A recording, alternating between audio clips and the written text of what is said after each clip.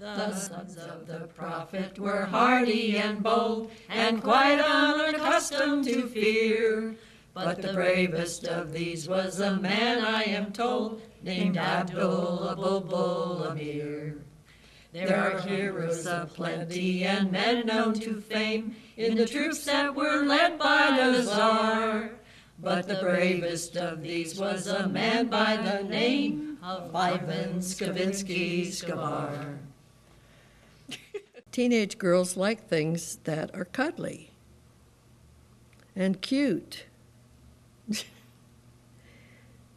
like ducklings.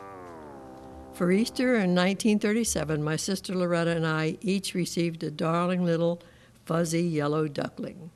I was 14 years old at the time and was very active in Girl Scouting. One of our favorite Girl Scout songs was Abdul Amir.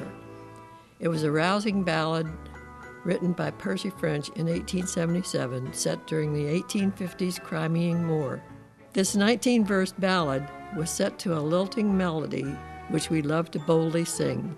The two heroes were Ivan Skavinsky-Skavar and Abdul Amir. The ballad goes on until Abdul and Ivan meet and eventually slay one another.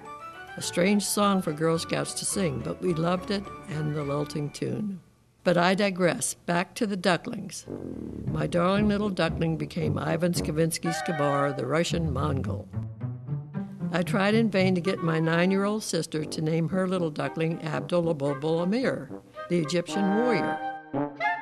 She would have no part of this suggestion and named her duckling Goo Goo. Ivan and Goo Goo made their home in a box on our living room hearth.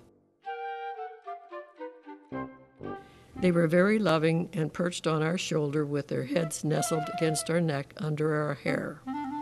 By warm weather, the ducklings had grown from fuzzy little yellow creatures into a magnificent white feathered pair. Ivan was a wriggled drake with his identifying curled tail feather, and Goo Goo was his adoring mate. They were inseparable, but amazingly still very affectionate pets. Although they were too large to fit on our shoulders, they still loved to be held and would nuzzle their bills up under our hair. Ivan and Goo Goo were relegated to our backyard, where they roamed free and happy. We had a large concrete bird bath, into which we lifted them for their daily swim.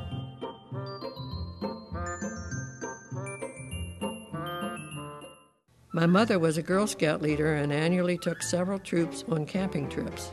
In June 1937, we planned an 11-day outing to Fort Foote, a Civil War fort which sat high up on a bluff overlooking the Potomac River near Oxon Hill, Maryland.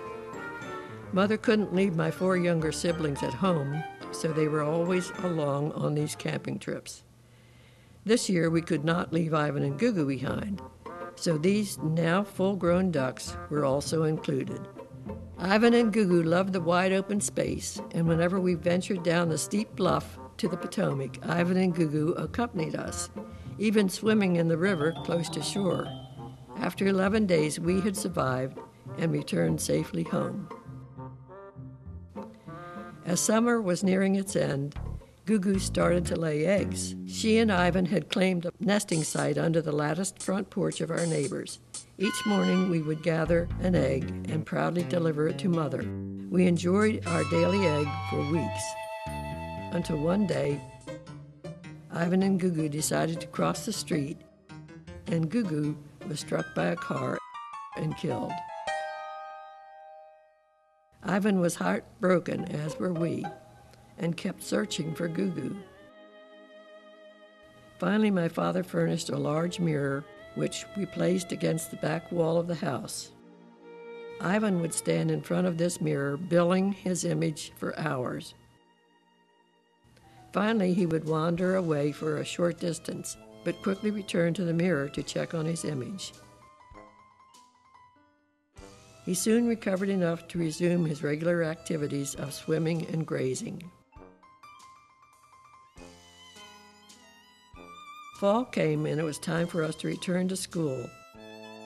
So my father took Ivan to a friend's farm to live with other ducks and swim in a real farm pond. Our ducks proved to be wonderfully affectionate pets, and we remember them fondly.